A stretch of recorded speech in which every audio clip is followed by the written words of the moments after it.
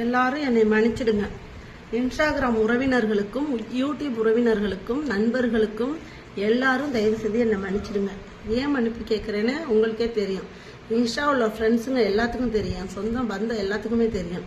எனக்கு கிடைச்ச நிறைவான வாழ்க்கையை, நிறைவான நண்பர்களை, நிறைவான சொந்தங்களை எல்லாத்தையும் இழந்துட்டு நிற்கிறதுக்கு என்ன காரணம்னு எனக்கு தெரியாது.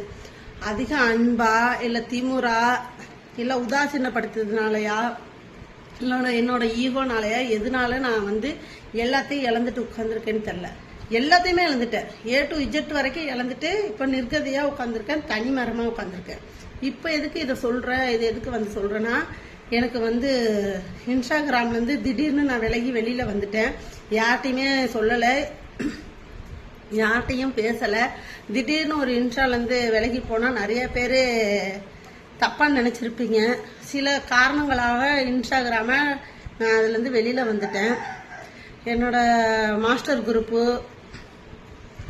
பிருந்தாவனம் குரூப்பு உள்ள நண்பர்கள், இன்னும் சில குரூப் நண்பர்கள் எல்லாருமே என்னை மிஸ் பண்ணாங்களா என்னன்னு தெரியல. நான் மிஸ் பண்ணிட்டு தான் இருக்கேன். அப்பையிலேருந்து என்னைக்கு நான் ஐடியை க்ளோஸ் பண்ணேன், ஐடியை பிளாக் பண்ணணும், அன்னையிலேருந்து ஒவ்வொரு தடவையும் ஒவ்வொருத்தங்களையும் நான் நினச்சிக்கிட்டு தான் இருக்கேன். என் மாஸ்டர் குரூப்பில் உள்ள ரொம்ப நெருக்கமான ஃப்ரெண்டாக இருந்தாலும் சரி, என் தம்பி மாதிரி இருந்த யாசின், அவனா என்னை சத்தியமாக சொல்கிறேன், கூப்பிட்டு அவங்க வீட்டு பொண்ணு மாதிரி, அவங்க வீட்டில் ஒரு ஆள் மாதிரி என்னை கூப்பிட்டு கவனித்து, அவ்வளோ சிறப்பாக என்னை கவனித்து மரியாதை செலுத்தி எனக்கு அனுப்புனாங்க. அவங்களுக்கே நான் துரோகம் பண்ண மாதிரி, அவங்கள்ட்டே ஒரு வார்த்தை பேசலை, ஒரு வார்த்தை சொல்லலை. எதனால நடந்துச்சு, என்ன நடந்துச்சுன்னு ஒரு ஃபோன் பண்ணி கூட நான் தகவல் சொல்லலை. இதெல்லாமே நான் தான் காரணம். இதுக்கு எல்லாத்துக்கும் சேர்த்து தான் நான் மன்னிப்பு கேட்குறேன். நான் அழுவக்கூடாதுன்னு நினச்சி தான் இந்த வீடியோ பேசுகிறேன். நான் தயவு செய்து அழுவவே கூடாது, அழுவே வரக்கூடாது. ஏன்னா அழுது இந்த ஒரு வருஷம் காலமாக கண்ணில் தண்ணி இல்லாமல் போச்சு, என் கண்ணு மூளை எல்லாம் மங்கி போச்சு. அதனால் அழுவக்கூடாதுன்னு போல்டாக பேசணுன்னு தான் நினச்சி பேசுகிறேன். நான் மறுபடியும் இன்ஸ்டாகிராமில் வருவேன், எல்லார்ட்டையும் பேசுவேன். நான் மிஸ் பண்ண சந்தோஷத்தை எல்லாத்தையும் மீண்டு எடுப்பேன்.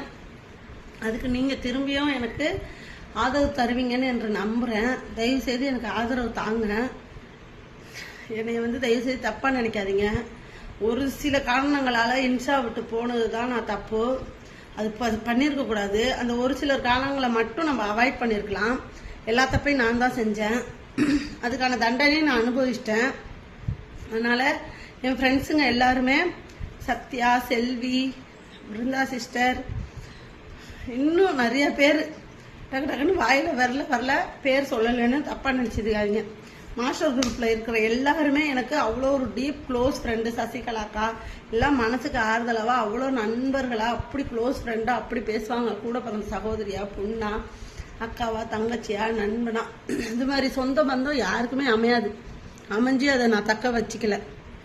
இன்ஸ்டால உள்ளவங்க எல்லாருமே பேபிமான்னு லைக் பண்ணவங்க, என் வீடியோவை ரசித்தவங்க, என்னை பாராட்டினவங்க எல்லாத்துக்கும் நான் துரோகம் பண்ணிட்டேன்.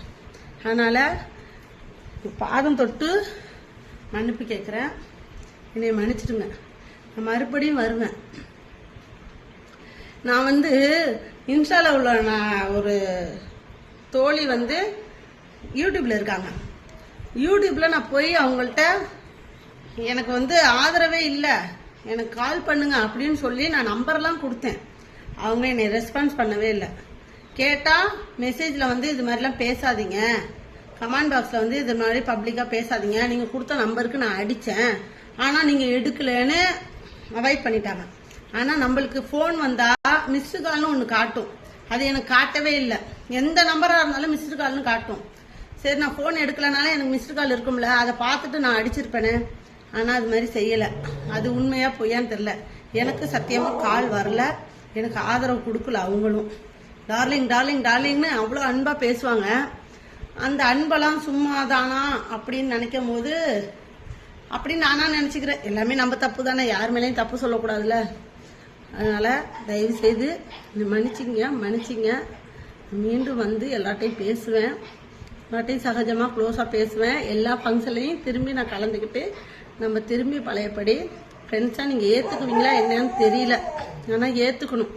எனக்கு நிறைய கொடுமை நடந்துருச்சு. அந்த கொடுமையெல்லாம் என் ஃப்ரெண்ட்ஸுங்களாம் இருந்தீங்கன்னா வச்சுங்க, அந்த கொடுமையெல்லாம் எனக்கு நடந்திருக்காது.